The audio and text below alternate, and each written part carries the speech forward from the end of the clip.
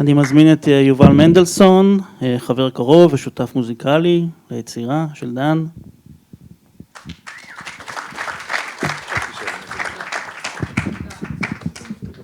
שלום לכם.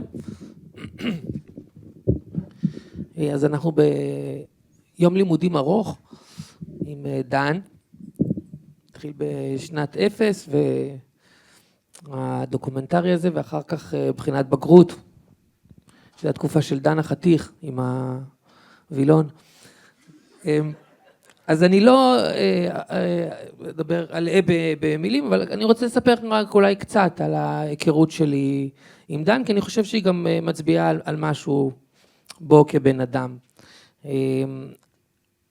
אני הכרתי את דן כשהייתי ממש צפלונצ'יק בן 17, הוא כבר היה חמור גדול בן 40, ותמיד מאוד החשבתי אותו, כאילו ב-80s אני פחות, כמובן שהשלמתי אחר כך, בחינת בגרות, על הברזלים, הוא היה כוכב מאוד גדול, זה פחות היה השנתון שלי, הייתי עסוק בעניינים אחרים, אבל אחר כך בחינה מוזיקלית נורא הושפעתי מדברים שהוא כתב ודברים שהוא יצר.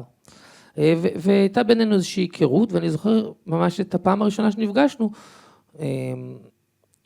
הוא סחב איזו שידה מאוד כבדה, אני הושטתי לו יד ללחיצה, אז הוא אמר לי, קח מרפק. ואני אוהב להגיד שבעצם מאז אני אחזתי את המרפק שלו, ממש לא הרפאתי מהמרפק הזה. ואני חושב לעצמי איזה באמת גדלות שבן אדם, כי הוא באמת כבר היה דן טורן שאנשים מכירים, מוכר, מפורסם, פעיל, עושה, יוצר, ואני מאני, כלומניק. ילד קטן שיש לו חלום להיות בלהקת רוק, והתחלתי לכתוב שירים, לנגן אותם. והיה בינינו איזשהו קליק כזה, ודן באמת היה בן אדם עם לב מאוד רחב, ועם התלהבות כמו של ילד. היה בו ממש תשוקה, אני חושב גם מדבקת, ליצירה, למוזיקה, על כל גווניה, והוא תמיד נורא התעניין, נורא שאל, נורא דחף, תמיד הציע לעזור, עצות זהב שהוא נתן לי, שאני לוקח איתי. ואני זוכר גם, הייתה לי אז, עדיין יש לי להקה שקוראים לה שייגץ. האלבום הראשון שעשינו זה היה, באתי מהתיכון להקליט את האלבום הזה, והוא עשה לנו הפתעה, הוא בא לאולפן, והקליט, שוב, לא רצה כסף, לא רצה כלום, לא רצה קרדיט, בא, הקליט, גיטרה, שר קצת, אני זוכר את עצמי שאמרתי, יאללה, כאילו, הבן אדם הזה, מי אני באתי מהתיכון עכשיו, זה הבן אדם הזה, הוא מהזבובים, חופשה בעלה, יורד נמוך, כלבי רוח, זה אלבומים שאני מכיר בעל פה, מילה במילה. אז הייתה בינינו באמת חברות כזאת, והוא מאוד חסר לי.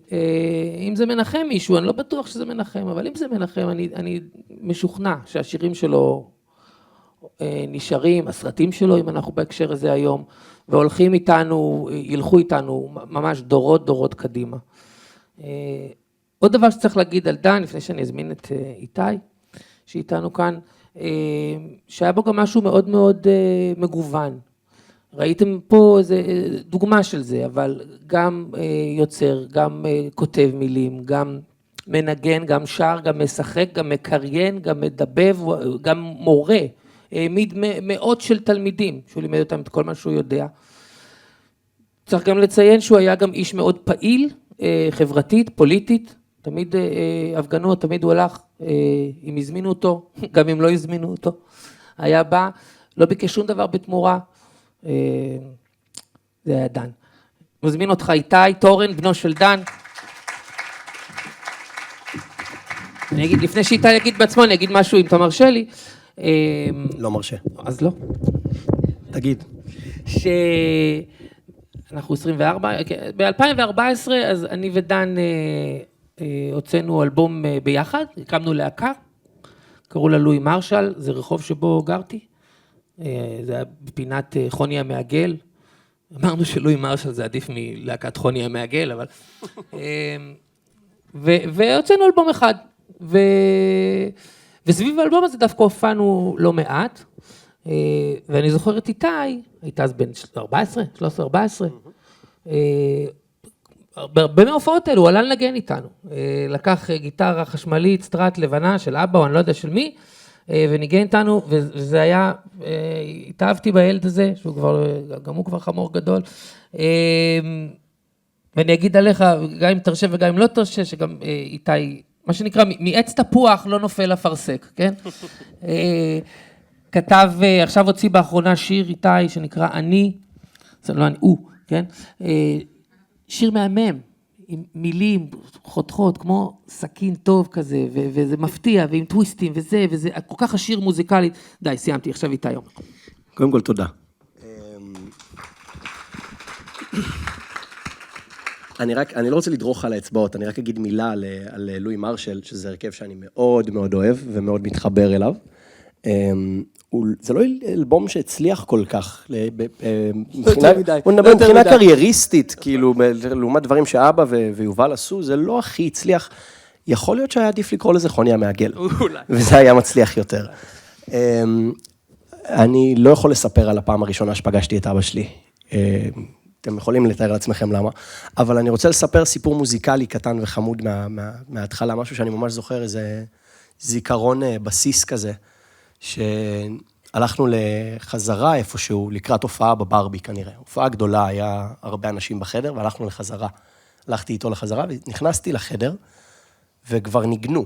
נכנסתי ביחד איתו יד ביד, וכבר כל הלהקה תוך כדי שיר, בפול ווליום, והיה לי פום בבטן, הרגשתי את הבאס ואת הקיק, ואת הכל הרגשתי בבטן, ואני בן 4 או משהו, 3, וזה הרגיש לי יותר מדי. הסתכלתי עליו, אמרתי לו, אבא, אני לא יכול להיות פה, צריך לצאת, זה לא טוב לי. אז הוא לקח אותי ביד, ויצאנו והם המשיכו לנגן, הם עשו את השיר שלהם, עשו את ההופעה, אבא ישב איתי עוד איזה 15 דקות בחוץ, איך זה התקדם, אני לא זוכר, אבל אני יודע בוודאות שהוא עשה את ההפך הגמור מלדחוף אותי בכוח. הוא ראה מה אני צריך, בין אם בחיים האישיים שלי ובין אם בעולם המוזיקה, והחליט לתת לי לעשות את זה בדרך שלי, וגם אם זה אומר שבהתחלה פחדתי מהבאס ומהקיק, לקח לי זמן להתרגל לבאס והקיק, והתחושה הזאת בבטן הפכה להיות משהו שאני אוהב היום. אני נכנס להופעות ורועש, ואני רגוע, וזה משמח אותי. בתור ילד זה לא היה ככה. ודבר אחרון אני אגיד, זה שאני זוכר את אבא שלי מספר לי שהוא הכיר את יובל כשיובל היה בן 17. זה לא התחבר לי, הוא אמר לי, כן, הייתי ב-38, הוא היה בן 17, בטח, זה נשמע לי סיפור מוזר. הראיתי לאחותך, יעל, כאילו תמונות שמצאתי. מאז, אני באמת, אתם לא תאמינו, ילד גרום כזה, ודנו כבר דנו, איש, ואז היא מסתכלת בתמונות, וגם מתרגשת, וגם אומרת, תגיד, זה לא היה קצת מטריד? מאוד! ההורים שלך לא דאגו, למה אתה מסתובב עם אנשים בני 40, שמה, זאת אומרת... והיום אני בן 25 דרך אגב, ויובל אני לא זוכר בין כמה הוא, אבל הוא נראה הרבה יותר צעיר, וזה ניכר. ואני מבין את זה, אני מבין איך ילד בן 17 גם מאוד רוצה להיות ליד בן אדם בן 40. אני רוצה גם להגיד לך שרוב ההיכרות שלי עם דן, אני הייתי בתפקיד המבוגר האחראי. אין לי ספק, אני מכיר את אבא, אני יודע בדיוק מה היה התפקיד שלו. יאללה, נשאיר משהו? כן, אז נשאיר, רק נגיד מילה על השיר, הוא נקרא שיר יפה, אנחנו גם סבורים שכזה הוא. זה שיר שכתבתי ביחד עם דן, גם בסרט שראיתם עכשיו, קצת אנשים שכתבו איתו מסבירים קצת איך זה עובד, ויש לזה כל מיני צורות. את השיר הזה אני כתבתי, הוא עמד, והשמעתי אותו לדן. זה היה כשדן עשה ב-2003 אלבום בשם משיג גבול. זה אלבום שהוא שיתף פעולה עם, באלבום הזה הוא שיתף פעולה עם להקות, עם שייגץ ועם יוסלס איי-די ולהקות אחרות. נכון, גם. והשמעתי לו את השיר הזה, והוא אהב את זה, אבל הוא הציע כל מיני, פה להוסיף, פה להוריד, פה לשנות, והוא כתב את הבית השני. ואתם תשמעו עכשיו, אני לא עושה ספוילר לשיר, אבל אתם תשמעו שכאילו הבית הראשון זה מין מהפריזמה שלי, והבית השני זה מהפריזמה שלו על פער הגילאים בינינו, ובבית השני הוא מזכיר את הבן שלו, את איתי. ועשינו חזרה אצלי בבית, לקיים, אני רק רוצה להגיד לך וגם לכם, שזה היה בשבילי מאוד, מאוד מיוחד לנגן איתך את השיר הזה. וואו. 2, 1, 2, 3, and...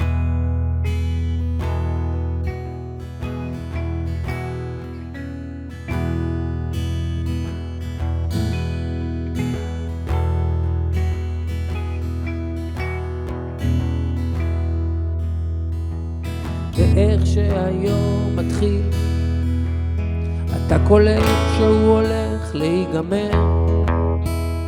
שוכב על המיטה, מסתכל על התקרה, חושב על משהו אחר.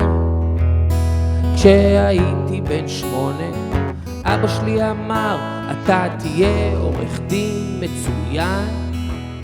וכשהייתי בן 9, אז אמא שלי אמרה, שצריך להחזיר את רמת הגולן.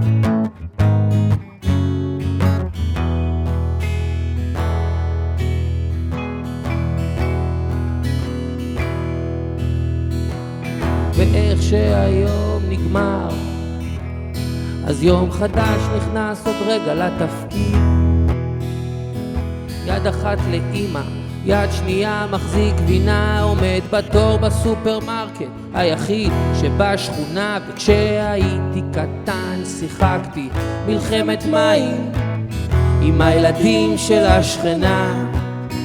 והיום מפלס המים די נמוך ולא חסר פה מלחמה, אז מה כבר השתנה? פותח רדיו, שומע שיר יפה, אתה מכיר את המילים, אז בוא תשיר את זה, בוא תשיר עם זה. אתה יודע שאולי אף פעם לא תהיה מאושר, אתה הבנת את זה מזמן, הנה עוד יום עבר. ואיך שהיום מתחיל, אני קולט שהוא הולך להיגמר. בדרך הביתה מסתכל על השדרה, אני מרגיש שמשהו פה חסר. כשהילד שלי בן 8, אני שומע את עצמי אומר, העיקר שתהיה בן אדם. וכשתהיה בן 9, אמא שלך תאמר, נו, מתי כבר יחזירו את רמת הגולן? פותח רדיו, שומע שיר יפה, אתה מכיר את המילים, אז בוא תשיר את זה, בוא תשיר עם זה. אתה יודע שאולי אף פעם לא תהיה מאושר, אתה הבנת את זה מזמן, והנה עוד יום עבר. אתה רוצה שתהיה לך אישה יפה, אתה רוצה לטייל בעולם, אתה אפילו לא יודע מה אתה רוצה, ואולי לא תדע לעולם.